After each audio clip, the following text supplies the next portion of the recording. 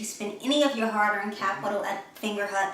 Fingerhut has a lot of great marketing strategies, but couched underneath those marketing strategies are just tactics and a whole bunch of schemery that's just not in your best interest. So Fingerhut, most of their prices are overpriced, high interest rates, poor return practices, pricey late payments, and oftentimes you have to pay shipping and handling. You may have to pay taxes on some of the products that you purchase from Fingerhut.